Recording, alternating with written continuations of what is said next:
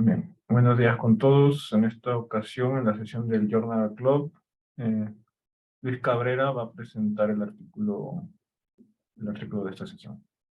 Luis, te doy pase. Gracias, Eric. Hoy les voy a presentar un paper que está muy relacionado a mi tesis de doctorado.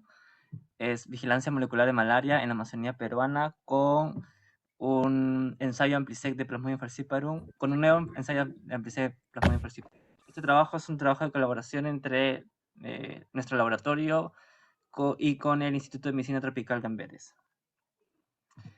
Entonces, para dar un poco de contexto, Plasmodium falciparum representa aproximadamente 20% de los casos de malaria en el Perú.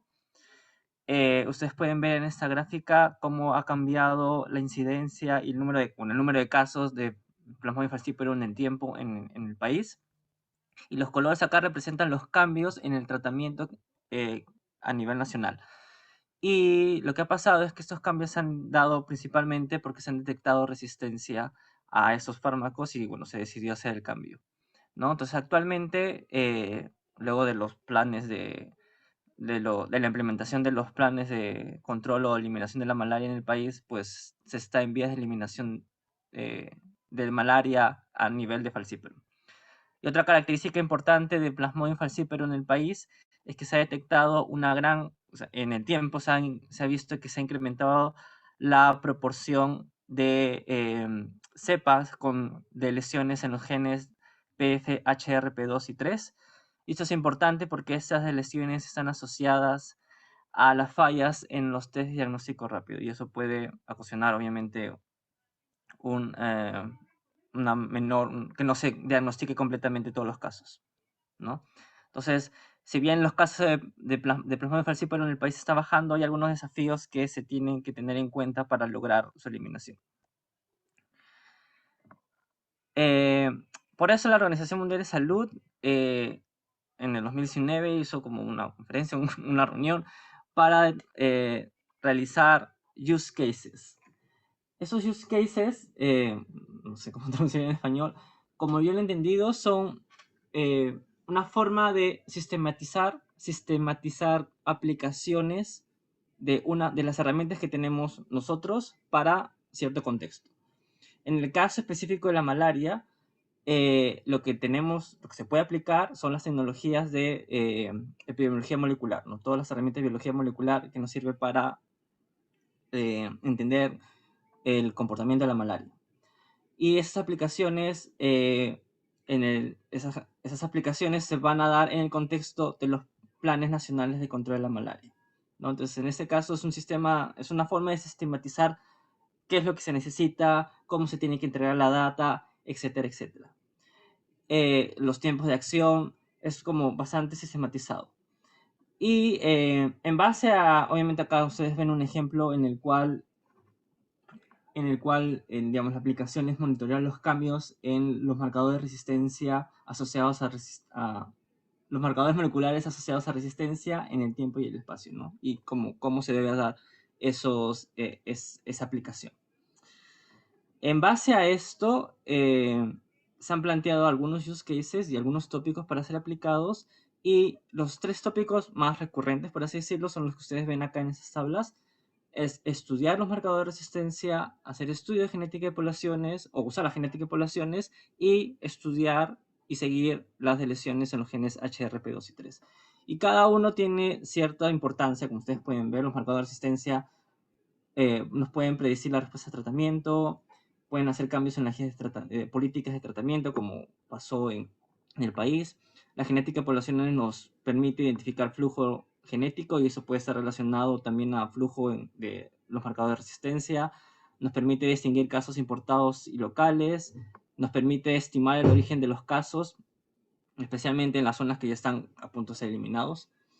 Y bueno, sobre el HRP2, como les había dicho, las lesiones afectan los pruebas de diagnóstico rápido y la OMS recomienda cambios en la estrategia si es que este porcentaje de lesiones supera el 5%. Entonces, digamos, en forma simple, la OMS recomienda hacer vigilancia de estos tres tópicos.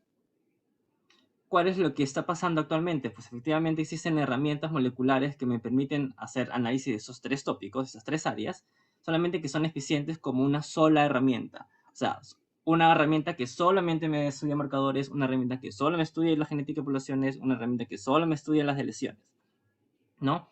Entonces, ¿qué otra forma? La idea es que se tenga una sola herramienta que me permita hacer todo esto al mismo tiempo. Y la forma más, digamos, la forma más directa de hacer esto es con secuenciamiento de genoma completo, pero eso tiene ciertas complicaciones, dinero, infraestructura, etcétera, etcétera. Y lo que se ve es que usualmente el uso del secuenciamiento de genoma completo se hace mediante consorcios, o sea, las muestras se envían a ciertos laboratorios más grandes y que por eso mismo solamente el uso de este tipo de secuenciamiento se da solo en investigación y no se aplica a los planes nacionales de control contra la malaria. Otra forma digamos, de estudiar esto es mediante secuenciamiento de última generación a nivel target, que es más costo eficiente que el secuenciamiento de genoma completo.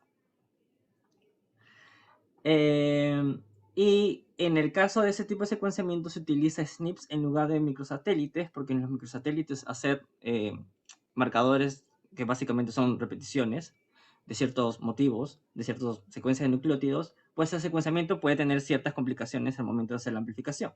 Entonces es más fácil, digamos, es más seguro tener menos tasa de error con los SNPs. Se ha visto de que hay ciertas, digamos, en la literatura hay ciertos usos de ese tipo de secuenciamiento en una generación, pero que otra vez solamente se dedican a solamente uno de esos 3 tópicos, ¿no? Entonces no hay una herramienta que utilice varias o que nos permiten explicar o aplicar varios use cases. Y bueno, un desafío en general de toda la tecnología de secuenciamiento es que puede haber problemas cuando hay baja parasitemia y también cuando las muestras vienen de muestra de sangre, papel filtro, ¿no? Entonces, el objetivo de este paper o de este trabajo fue diseñar un ensayo de secuenciamiento de nueva generación en targets que se denomina AmpliSec de Participarum para Perú, y se ha probado este ensayo en muestras de Perú con la idea de que los 3 tópicos que se había indicado, los genes de resistencia, SNPs para genética de poblaciones y HRP23, se puedan analizar en un solo ensayo, ¿no? Entonces, el ensayo AmpliSec de Falciparum se basa en el secuenciamiento por amplicones.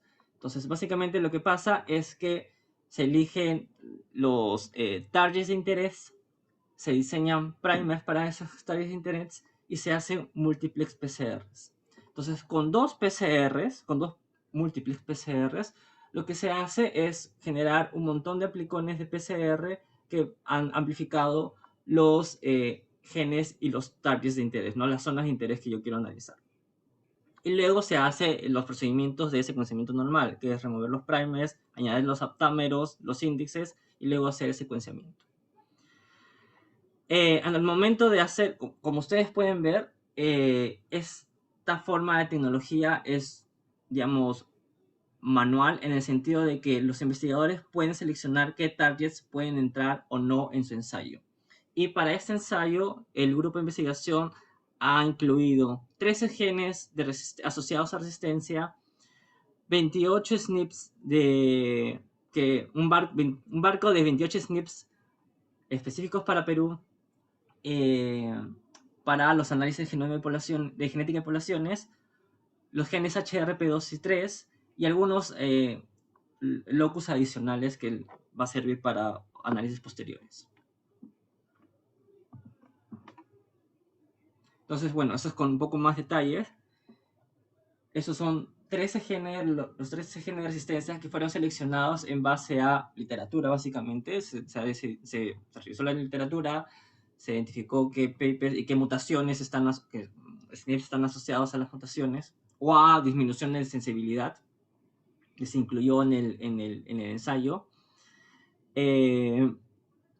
28 SNPs que están distribuidos 2 por cada cromosoma. Ustedes pueden ver acá en rojo 2 por cada cromosoma. Los genes HRP2 y 3 que están en verde, acá está uno, está el otro. Y al momento de juntar todos estos marcadores, lo que se ha formado es que el ensayo AmpliSec tiene la capacidad de secuenciar, o sus targets son 233 amplicones, y que esos 233 amplicones se han dividido en 2 pools de primers para que sean amplificados por PCR antes de hacer el proceso de secuenciamiento. Y bueno, acá está el tamaño de primers, el tamaño del producto de PCRs que se obtienen luego de esos PCRs. Las muestras que utilizaron para probar su ensayo vienen de varios estudios de Perú, vienen desde 2003 hasta el 2018 y vienen de 4 zonas principales: Mazán, Punchana, San Juan Batista, que es la que tiene mayor cantidad de datos y la que tiene muestras en todo el espectro de tiempo, y Pastaza. Las muestras fueron seleccionadas para representar la ubicación geográfica y tiene una parasitemia mayor a 100 parásitos por microlitro por PCR, ¿no? En total se utilizaron 312 muestras que fueron usadas para estos ensayos de AmpliSec, pero luego en la selección final se utilizó 254 muestras que han pasado los filtros de calidad del secuenciamiento. Eso representa el 81% de los datos de las muestras que fueron incluidas en el AmpliSec. Entonces, eso lo voy a pasar un poco muy rápido porque son los datos de performance y de cobertura. Básicamente, la performance fue buena, la cantidad de reads por muestra luego de hacer trimming, que es eliminar secuencias de baja calidad, reads de baja calidad, fue alto. El porcentaje de reads que fueron alineados a genoma de referencia también es alto. La cobertura por amplicón fue adecuada. Hubieron una poca cantidad de amplicones que tuvieron una cobertura baja y hay algunos pocos que tuvieron una cobertura muy alta. Un dato que hay que tener en cuenta acá es HRP23, que ustedes pueden ver acá. HRP2 tiene 6 amplicones en el gen, HRP3 tiene 5 amplicones en el gen, y de esos 11 amplicones en total, 4 de ellos presentaron una baja cobertura, 2 de ellos presentaron una alta cobertura. Los amplicones, la baja cobertura está relacionada a que efectivamente varias de las cepas tienen deleción en estos genes, y la alta cobertura está relacionada principalmente a HRP2, porque los dos genes son homólogos, comparten una gran cantidad de la secuencia, y por eso hay cierta confusión en cuanto al momento de hacer el secuenciamiento. Entonces, lo que ha pasado es que algunas secuencias de HRP2, de HRP3 se han ido como caracterizados como HRP2, y por eso ha aumentado la cobertura. Otro dato importante es que de los 233 amplicones, que son todos, 23 no se detectó ninguna variante, y estas 23 amplicones o regiones donde no fueron detectadas, donde no hubo variantes, corresponden a regiones en genes de resistencia. Entonces, un dato importante que es estudiado en el trabajo es el uso de la amplificación selectiva de genoma completo, que usualmente es una técnica que sirve para enriquecer muestras de ADN, para enriquecer el ADN de parásito respecto al ADN humano, y que usualmente se utiliza cuando se hace genotificación por microsatélites. Entonces acá lo que probaron es que es bueno no utilizar ese tipo de tecnología para hacer el secuenciamiento. Entonces primero vean en esta gráfica, vamos a ver primero las barras, porque es un poco confuso la gráfica. Las barras representan la cantidad de coverage, de redes de alta calidad. Las barras moradas son las muestras que no se utilizaron, es el SWGA. las barras amarillas representan las muestras que sí se utilizó la amplificación genómica. Y ustedes pueden ver que efectivamente al usar la amplificación genómica, sobre todo en las muestras de baja parasitemia, la cantidad de reads con alta calidad aumenta. Por otro lado, también se analizaron la proporción de reads que fueron eliminados, la proporción de reads de baja calidad que fueron eliminados. Y eso se ve por las rayas que ustedes ven acá. Entonces, la raya negra representa las muestras que sí tuvieron la amplificación genómica. Esta raya de color verde que está apenas representa las muestras que no tuvieron la amplificación genómica.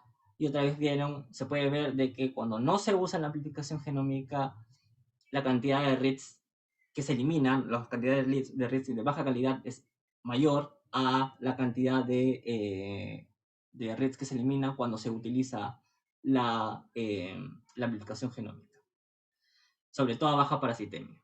Entonces, hasta el momento pareces ver de que la amplificación genómica, al aplicar la amplificación genómica, sí aumenta la performance, ¿no? Aumenta la cantidad de reads de alta calidad y disminuye la cantidad de reads eliminados de baja calidad. Sin embargo, cuando ellos revisaron la tasa de error, ustedes pueden ver acá la tasa de error de todas las variantes, no, de todas las mutaciones que han podido encontrar, las mutaciones en Index, que han podido encontrar en el secuenciamiento, la tasa de error cuando se utiliza la amplificación genómica es muchísimo mayor comparado cuando no se utiliza la amplificación genómica, ¿no? Sí, y eso, bueno, y la tasa de error viendo por cada uno de los tipos de variantes, a cierta variación, pero en general se tiene la tendencia de que hay una mayor tasa de error cuando se utiliza la amplificación genómica. Justamente por ese motivo, los autores recomiendan no utilizar esa técnica, porque si bien incrementa la cantidad de reads que se pueden leer, si los reads están con errores, no conviene al momento porque van a generar una información equivocada. El siguiente análisis que hicieron es la determinación de la complejidad de infecciones. Y ustedes pueden ver acá que lo que hicieron los autores fueron utilizar distintos métodos para determinar esto. Y lo que se puede ver de una manera muy rápida, que ustedes pueden ver en esta columna, es que existe una gran variabilidad en cuanto a los resultados de cuánta es la proporción de infecciones monoclonales. Eso varía por la técnica y por el tipo de marcadores que se utilizan, ¿no? Puede ser que utilizan todas las variantes, que utilizan solo el barco de SNPs, se utilizan las variantes nucleares, que son los SNPs, más los marcadores de resistencia.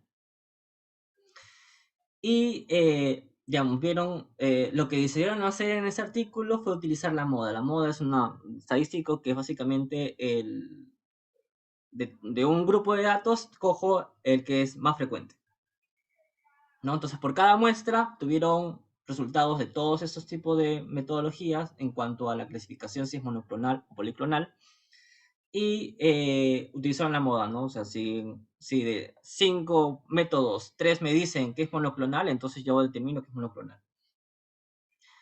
Y en base a eso han clasificado las muestras en policlonales y monoclonales, y se dieron cuenta, utilizando esa moda, que la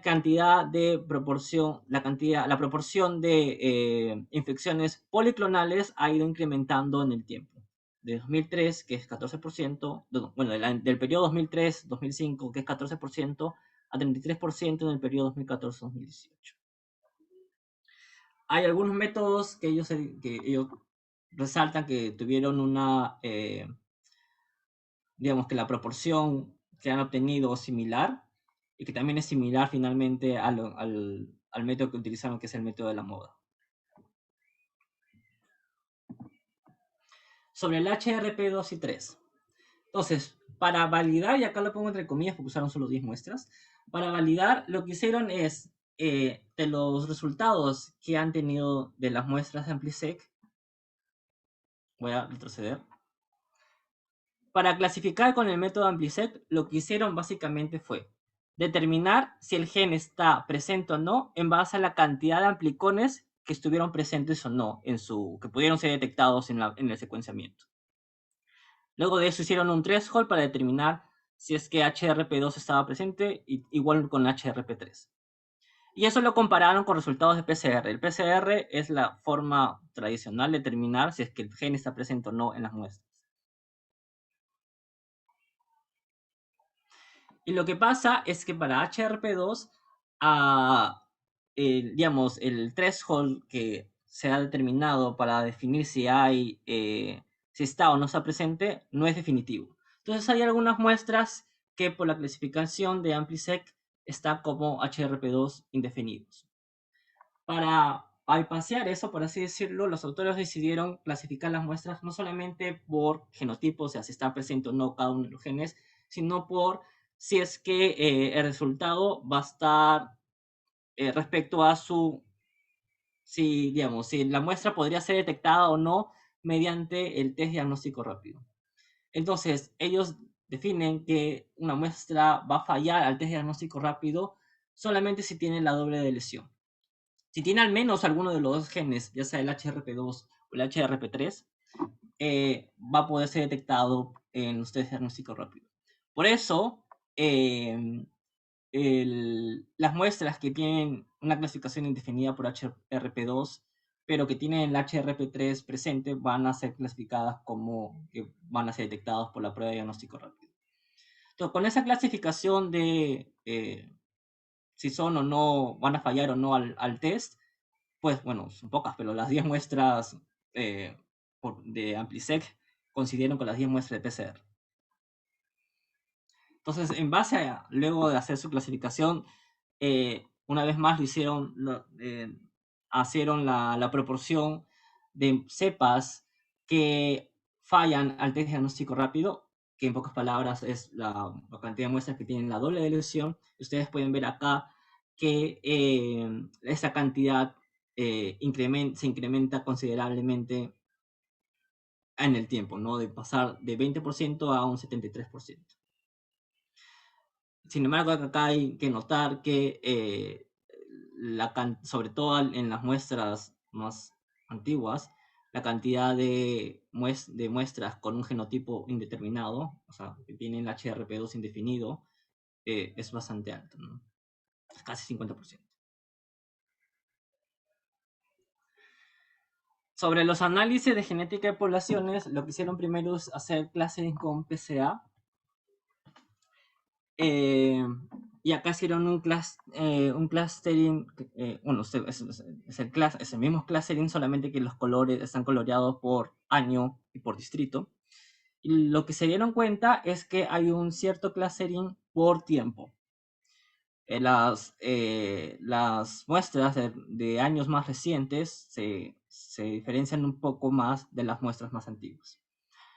Y que no han visto realmente una diferenciación clara por el distrito. Y por eso los autores decidieron, como ya les he estado viendo desde antes, hacer una división por años, ¿no? Las muestras 2003 a 2005, la muestra 2008 a 2012 y las muestras 2014 a 2018. Son las 3 periodos de tiempo con los cuales van a comenzar a hacer los análisis a continuación. Entonces, lo que hicieron fue determinar la diversidad y la diferenciación genética. Y ustedes pueden ver que la diversidad genética expresada en heterocigosidad esperada disminuye desde 2018 en comparación al grupo de 2003-2005. ¿No? Tanto el grupo de 2018-2012 como 2014-2018 tiene menor diversidad respecto al grupo más antiguo. Y la diferenciación genética también es similar, ¿no? La diferenciación genética, cuando se compara el grupo más antiguo con el grupo más reciente, es más alta que cuando se compara los dos grupos más recientes. Entonces, lo que está detectando es que a partir de 2018 hay un cambio en cuanto a estos dos parámetros, a la diversidad y a la diferenciación genética.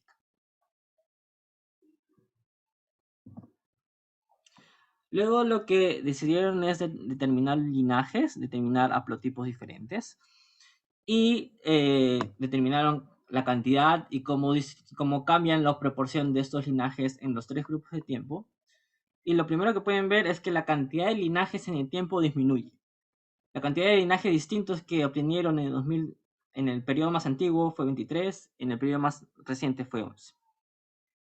Otro dato importante que es bastante notorio, bueno, de acá lo he puesto más notorio, incluso más ahora, es que hay uno de los linajes que se incrementa considerablemente, sobre todo en 2018, de 2008, perdón, y que se incrementa mucho más en el periodo más reciente, que es el linaje 2002, perdón, en el linaje 155. Que acá ven ustedes las características de este linaje, que tiene varias mutaciones asociadas a resistencia y que la gran mayoría de estos linajes tiene la dirección en ambos genes. Entonces, cuando hicieron un análisis un poquito más profundo en cuanto a ver la relación de los linajes, se dieron cuenta que ese linaje tiene relación cercana con otros linajes que fueron apareciendo en el 2003, en el periodo anterior o en ese mismo año, en ese mismo periodo. Entonces, digamos, lo que para entender es que a partir de 2018 hubo algo a partir en este tiempo que hizo que el linaje 155 comenzara a predominar más y bueno, se expandiera en los siguientes años, ¿no?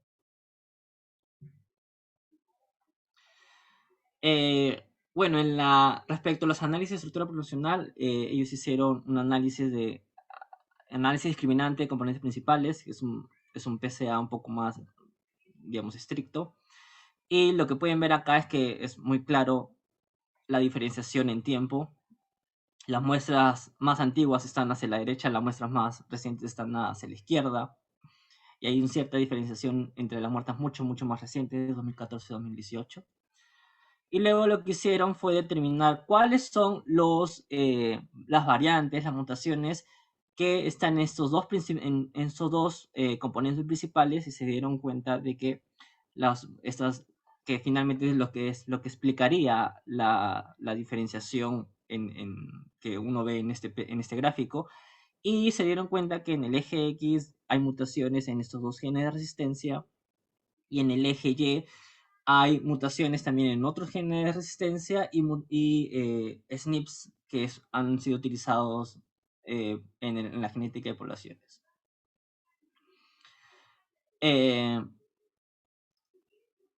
Es dando a entender que esos son los marcadores que explicarían por qué hay una diferenciación de las muestras recientes a las muestras más antiguas.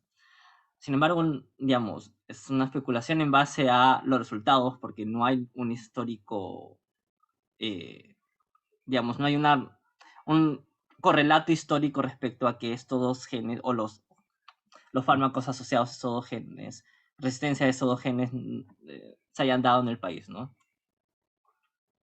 Sobre todo en ese tiempo. Entonces, lo siguiente que se ha visto es cómo ha variado los marcadores de resistencia en el tiempo. Para eso hicieron análisis filogenético, para que uno pueda ver mejor cómo estos cambios en el tiempo. Lo que se dieron cuenta, por ejemplo, lo que ustedes pueden ver acá, es que en el grupo más antiguo, de 2003-2005, hay pocas mutaciones asociadas a resistencia en estos dos genes. Solamente hay una mutación. El gen de CRT, que está asociado a cloroquina, este haplotipo está muy, pero muy asociada a la resistencia a cloroquina, y en este periodo hay poca proporción. Y en MR1 pasa algo similar, ¿no? Los haplotipos no están tan asociados a resistencia. Hay un cierto grupo de muestras más antiguas y del siguiente grupo donde ya comienza a haber ciertos cambios en los tipos de haplotipos que presenta. Hay más haplotipos, hay más mutaciones en estos dos genes.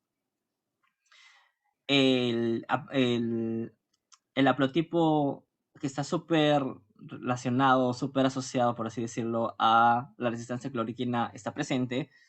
Y hay dos haplotipos para el gen MDR1, donde este es el que está, digamos, es el que tiene más preocupación porque está más asociado a resistencia a fármacos. Y finalmente, en las muestras ya más recientes, sobre todo 2014-2018, hay varias mutaciones en estos dos genes de resistencia, y en los otros dos genes de resistencia, el haplotipo más frecuente es el que está al que ya está reportado como de preocupación, por así decirlo, por resistencia a fármacos. Entonces, digamos, no actualmente, mejor dicho, en las muestras 2014-2018 lo que se ve son muestras resistentes a a sulfadoxina piraxim. No, se me pasó el nombre. Son resistentes a cloroquina y aún son sensitivas a mefloquina. Estas características que ustedes ven acá corresponden al linaje de Plasmodium falciparum BB1. ¿Por qué eso es importante? Porque hay reportes anteriores de brotes en Tumbes, en Cusco, que han detectado este linaje como causantes de estos brotes, ¿no? Entonces lo que está apareciendo es que actualmente este linaje y ciertos cambios en estos linajes, o sea, linajes similares a este, es el que se está ahorita más frecuente, no ahorita, perdón, hasta el 2018 es lo que se está habiendo con más frecuencia. Para hacer notar con el estudio de linajes, el BB1 sí tiene, obviamente no lo han puesto acá, pero sí, lo que indican los autores es que el BB1 sí tiene cierta correlación al linaje 115, ¿no? Hay es muy parecido.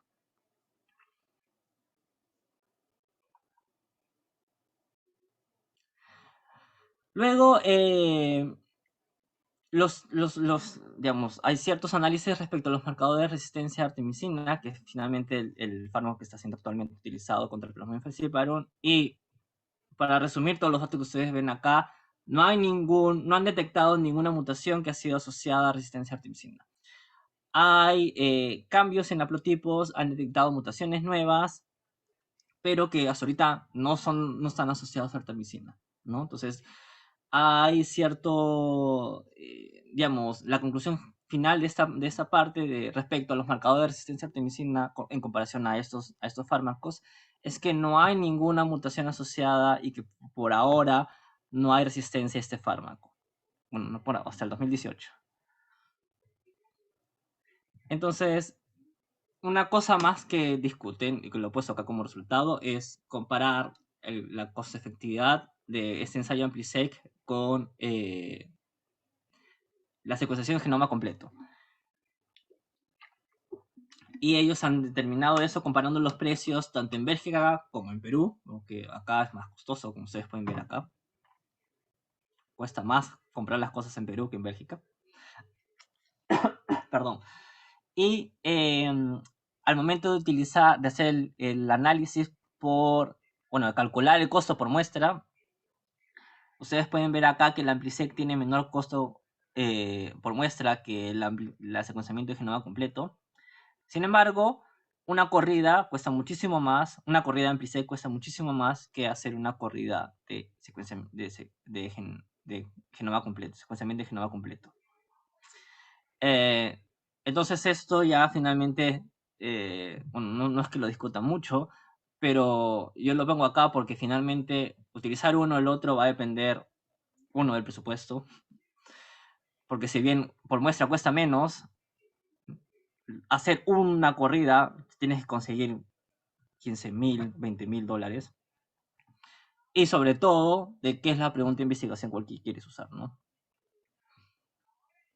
¿Qué quieres resolver?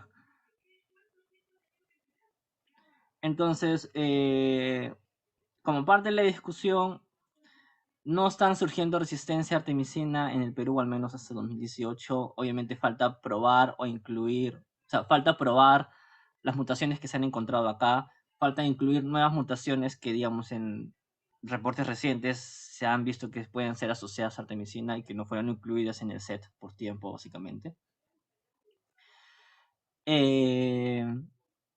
Un detalle con el HRP23, que digamos es la limitación más importante, una de las limitaciones más importantes del sistema, es que acá se ha detectado en general un 56% de las muestras con doble de lesión, pero que, digamos, eso se tiene que ver con cuidado porque en las infecciones policlonales, con que una de las muestras sea positiva a alguno de esos genes, la muestra va a ser clasificada como, va a ser detectada por el test diagnóstico rápido. Entonces se va como a sobrelapar o se va a subestimar la cantidad de cepas o de infecciones, por así decirlo, que va a, no sé, que van a fallar ese tipo de test. Y otro detalle es el problema de HRP2, que lo que parece ser que puede explicar por qué no hay un threshold correcto, un threshold que me define sí o no, es que la deleción en el país es una deleción parcial en lugar de una deleción total. Y que aparentemente respecto a los resultados que ellos ven en cuanto a los aplicones que están o no están, lo que se está viendo es que esa deleción parcial hace de que finalmente se esté creando el exón 1 del gen HRP2. Que eso puede confundir al momento de hacer la clasificación de si está o no está lesionado. Luego otra parte de la discusión es este linaje que les había indicado, es que si bien se ha reportado en 2011, cómo es que ha ingresado, de dónde ha ingresado, aún no se tiene claro. Y sobre todo es que no se tiene claro en el sentido de este linaje junto al 155, que finalmente son muy parecidos, son los que hasta el 2018 los más frecuentes, entonces es cómo hace que finalmente digamos, ese linaje ha predominado tanto, ¿no? La cantidad de, la capacidad de este linaje de expandirse muy rápidamente en el tiempo, ¿no? Entonces, lo que recomiendan los autores es que quizás se puede utilizar cepas de países vecinos para quizás entender si es que esos linajes han venido de otros lugares, ¿no? De Colombia, por ejemplo. Bueno, y otro, digamos, punto importante les había dicho, es que en cuanto a la clasificación de monoclonales y policlonales hay muchas diferencias en cuanto a la metodología que se utiliza, y eso probablemente se tenga que ver a que los algoritmos que se utilizan no están tan, digamos, especializados para infecciones complejas. Se necesitan hacer otros métodos que consideren ese tipo de infecciones, sobre todo que son al parecer frecuentes en el país. Y sobre los SNPs de barcodes, el barcode de SNPs, perdón, que han utilizado para los análisis de genética de poblaciones, ellos reportan de que muchos de los SNPs están fijados en los últimos años y que por tanto estos SNPs probablemente en el futuro estos barcos de SNPs no van a servir tanto para hacer una diferenciación en el país, y por eso se tiene que considerar más muestras de más lugares para tener una mayor representatividad de todas las infecciones en el país, ¿no?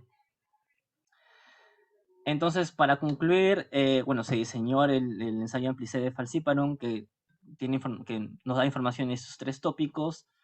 En los recientes años, al menos hasta 2018, se han incrementado los linajes de Falciparum con haplotipos multiresistentes con la doble de lesión en HRP2 y 3. Hay una reducción en la diversidad genética de 2018, no se tiene claro por qué, y que no hay una evidencia de resistencia a artemisina en el Perú aún. ¿No? Y eso es importante porque en otras zonas de Sudamérica hay ciertos reportes que han comenzado a aparecer resistencia, pero acá en el Perú, al menos hasta 2018, no hay. Y ya eso es todo.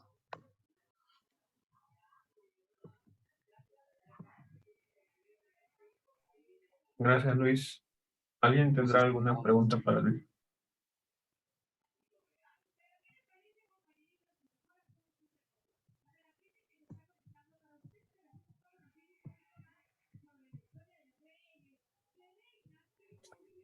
Sí, Carlos. ¿Qué tal? Buenos días con todos. Muy interesante la exposición, sobre todo del cómo el linaje ¿cuál era? 155, cómo se justamente se incrementó en los últimos años. Y mi pregunta básicamente son, tengo dos preguntas. Uno con respecto a la técnica que utilizas para determinar si es monoclonal o no. Dices que se utiliza 5 metodologías y si la mayoría coinciden que es monoclonal, entonces lo considera como monoclonal. Pero, ¿qué utiliza esas metodologías? ¿Es un threshold? O sea, a partir de un valor, lo considera monoclonal. ¿Es un p-valor o cómo es que, digamos, el test determina qué tipo de... ¿no? Depende de la metodología que se utiliza. Am, esta metodología, por así decirlo, de variantes heterocigotos es un poco más categórica. Entonces, si es que tienes, por ejemplo, en una muestra detectas que hay dos haplotipos distintos, lo va a clasificar como policlonal. Estos son un poco más probabilísticos. Hay un threshold que determina finalmente si es que la muestra va a ser policlonal o no. Ahora, los autores decidieron hacer esto de la moda. Yo puse 5 de ejemplo, ¿no? En verdad son todos estos, son 3, 6, 10. Justamente porque hay variabilidad en cuanto a los resultados entre método y método, ¿no? Eh, entonces sí, entonces es complicado finalmente decidir cuál método es el mejor. Uno puede seguir probando más métodos y probablemente va a tener ciertos resultados, ¿no? Ahora acá lo que resalté fue que hay ciertos métodos que, digamos, sí son similares en cuanto a resultado, ¿no? Entonces quizás esos pueden ser los mejores o los que se pueden utilizar más adelante, ¿no? Ya, muchas gracias. Mi otra duda era con respecto a los PCAs que habías mostrado. Lo que pasa es que los ejes me indican el porcentaje de variabilidad que representa de la data. Entonces, si yo sumo acá 21 más 25, no me llega ni al 50% de explicación de la varianza total de los datos. Entonces, Ujú. eso sería, no sé tampoco, añadir un tercer componente, tampoco sé cuánto ayude, pero es muy bajito, digamos, lo que se obtiene acá con los componentes principales. Sí, y creo que es un problema general de los estudios de genética de poblaciones, porque normalmente cuando uno hace PCA en genética de poblaciones, la suma de la explicación de los componentes principales, de los dos primeros componentes principales, no es alto. Sí, pues bien bajito. Y lo otro que me encantó fue la parte final donde colocaste los costos. Tranquilamente, con eso ya, conociendo cómo sería la distribución, digamos, de los genes de resistencia en muestras peruanas y también el impacto que tendría.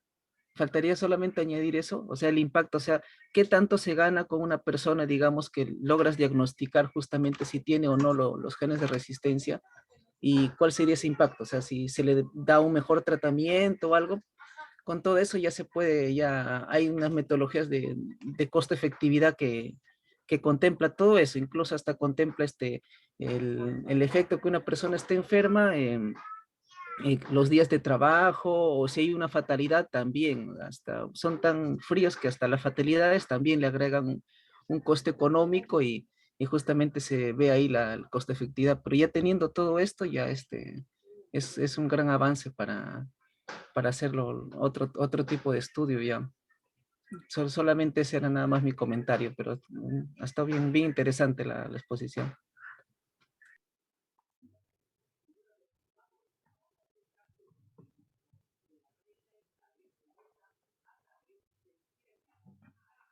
Gracias, Carlos.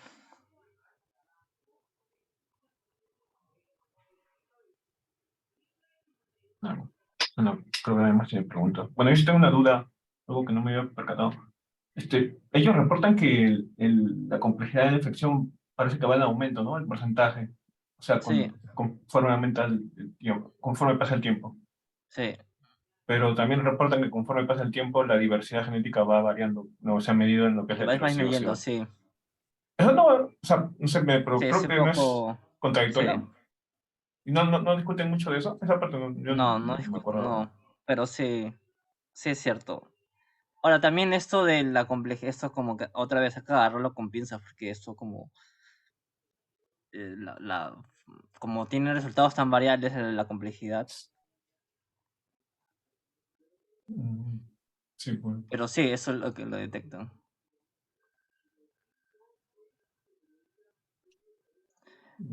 De usar Robinson pregunta cuáles son las ventajas. Utilizar esta técnica es esto mismo, que no hay una clasificación o no hay un método claro para hacer la complejidad de infección. El HRP2, de nuevo, es como, ¿cómo decirlo? Tiene que seguir explorándose. Han validado con 10 muestras, es poquísimo, y es como se tiene que validar más. Y la validación me refiero, estos 10 muestras no solamente es para comparar los resultados, sino también para determinar los thresholds en cuanto a si la amplificación está, si los amplicones están presentes o no. Tiene que incrementar eso, entonces eso hay que tomarlo con pinzas.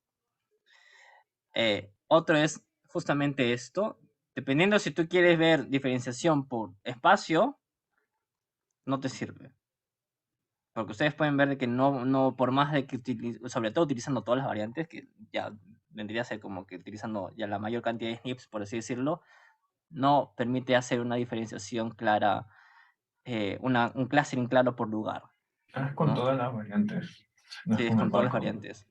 Entonces, ni así ha permitido hacer una diferenciación clara, ¿no? Entonces, esos son las... Bueno, y la parte de mutaciones, pues obviamente, igual lo de la artemisina no, o sea, se tiene que incrementar o ir cambiando las mutaciones en cuanto, si es que hay nuevos reportes, pues se tienen que ir implementando esas mutaciones en el panel, ¿no? Sobre todo artemisina, que finalmente, por más que esto es, digamos, bueno saberlo, artemisina es lo que se está utilizando ahora. Entonces, si es que por no incluir mutaciones asociadas a artemisina, no estoy detectando que hay resistencia a este fármaco en el país, esto como puede ser como peligroso en el futuro. Bueno, y lo del costo, pero eso ya es fuera de, a veces está fuera de nuestras manos, pero como le digo, correr uno cuesta bastante, entonces es como, por más que el costo por muestra es menor, conseguir para hacer uno ya, pues es como conseguir la plata para conseguir uno es como complicado, pues. Christopher tiene una pregunta. Sí, gracias, Eric. Bueno, más que todo un comentario, ¿no? Este artículo, creo que lo que resalta de este artículo es que se ha lanzado un nuevo método que, como dice Luis, nos va a dar información de marcadores de resistencia, HRP2 y a la vez marcadores que nos va a permitir estudiar genética de poblaciones. Ahora, con respecto a los hallazgos, ahí, como dice Luis, también hay que ser un poco cautelosos porque digamos, se han juntado muestras de diferentes estudios, con diferentes diseños de estudio. En muchos puntos y tiempos de eso no hay una muestra representativa. Entonces, digamos, nuevamente, ser cautelosos con los hallazgos, ¿no? Si no se encuentra algo, por ejemplo, digamos, por ponerles un ejemplo, si no se encuentra un marcador de resistencia artemisina, no necesariamente es porque no está ahí, tal vez es porque el estudio no ha sido diseñado para eso. Me refiero al diseño de estudio. Entonces, es por eso que tanto Luis y Robertson, bueno, ahorita Luis es el que está ahora continuando la parte de vigilancia genómica de marcadores de resistencia. Y digamos que a veces es mejor trabajar, no a tratar de abarcar una escala geográfica tan grande, pero tal vez una escala geográfica más pequeña, pero donde puedas alcanzar un número de muestras mayor.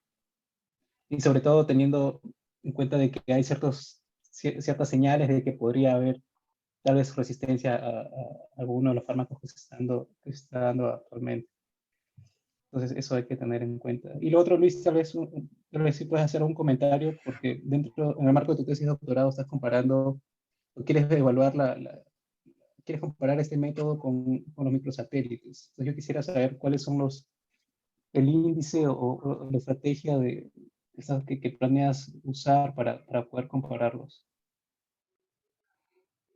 En verdad, no es que no lo tenga claro, pero básicamente en estructura de población, lo que quiero comparar es si me van a dar la misma información o no. Entonces lo que voy a hacer es las mismas metodologías. Por ejemplo, voy a hacer un PCA en base a con los SNPs y un PCA en base a microsatélites. Y voy a ver si es que la diferenciación o las características de esos PCA van a ser iguales. Algo así pasa también con la diversidad genética. No voy a utilizar HE, o sea, voy a usar HE para, o digamos, un parámetro similar para microsatélites y para SNP, que ahorita se me ha ido el nombre, pero que es utilizado en un paper que ha sido publicado. La idea es que se utilice el mismo parámetro para microsatélites y para SNP para ver si es que me dan la misma información o no. No, esa es la estrategia la que voy a hacer, ¿no? Es como tener los mismos resultados, hacer los mismos algoritmos o métodos y ver si es que con los dos métodos, que si me sale lo mismo o hay ciertas diferencias, ¿no? No sé si entendió. Y tal vez adicionar esto de, porque algo que es bastante interesante es, por ejemplo, si tienes dos muestras, ver el grado de relación que hay entre estas. Entonces, ese puede ser un índice interesante, porque ya que tú analizas muestras de forma, bueno, de manera cross-seccional, así se dice en español, cross-seccional, y también lo dices, y también lo vas a hacer de manera longitudinal, a ti te sirve comparar muestras y ver qué tan diferentes son. Si con microsatélites no logras ver que hay diferencia, quiere decir que tiene un poder de resolución menor y por tanto es mejor usar el AMPLIS para este tipo de estudios. Pero bueno, es algo que tienes que explorar. Sí. Aunque acá no hay. Con Vivax sí hay más, porque hay más SNPs. El análisis de relación. Acá no lo muestran, no lo han hecho. En Vivax sí. Bueno, obviamente cuando haga esto sí lo voy a hacer yo, pero para Falciparum ellos no lo han mostrado acá. Sí, y una pregunta, no recuerdo bien el artículo. ¿Hacen en algún momento algún experimento en el cual combinan DNA de diferentes genotipos para poder evaluar multiplicidad, la complejidad de infección?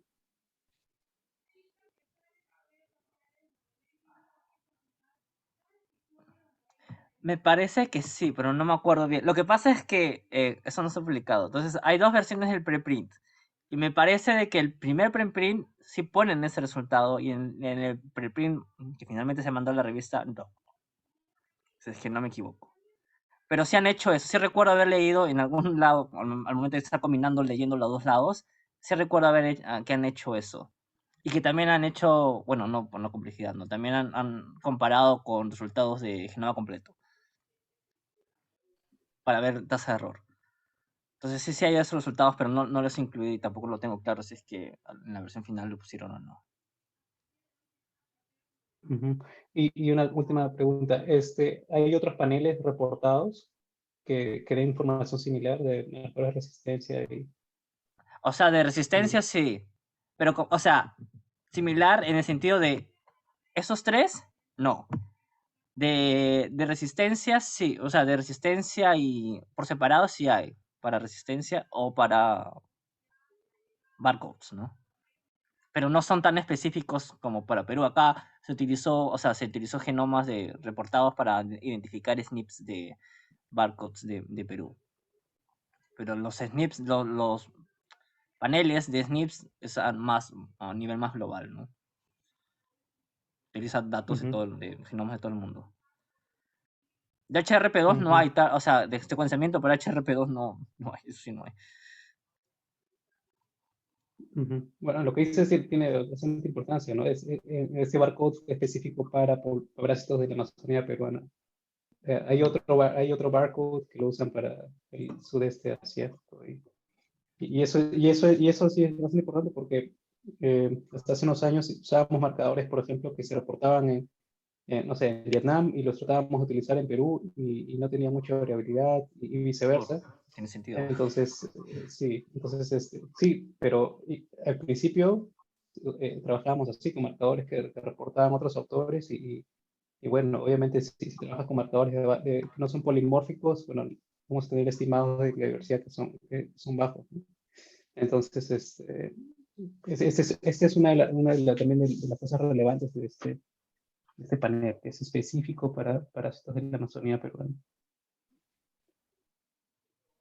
Sí, Ok, pero gracias, bueno, Luis. como mencionó, y bueno, como mencionaron los autores también, si bien es específico, hay que ir revisando eso, porque si se van fijando estos marcadores, o bueno, al menos en la muestra, que vieron que se están fijando en el tiempo, pues se tienen que ir cambiando, ¿no? Que a otros SNPs, ¿no? Porque si no, no van a dar la información, ¿no? Al final van a dar lo mismo. Entonces, sí, si bien es bueno que se haya, y obviamente antes se utilizaba en otros países porque no había información de genomas en el Perú, pues, ¿no? ¿De dónde vamos a sacar para sacar paneles específicos del país? Pero ahora que hay más, entonces la idea es que se vaya revisando esto también, ¿no? Creo. Ujú.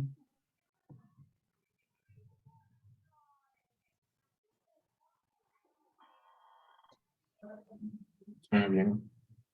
Creo que ya no hay más preguntas. Gracias, Christopher, por tu participación y por tus aportes. Gracias, Luis, por la presentación. Gracias a todos por haber asistido. Y con nosotros será para ya la siguiente sesión del próximo viernes.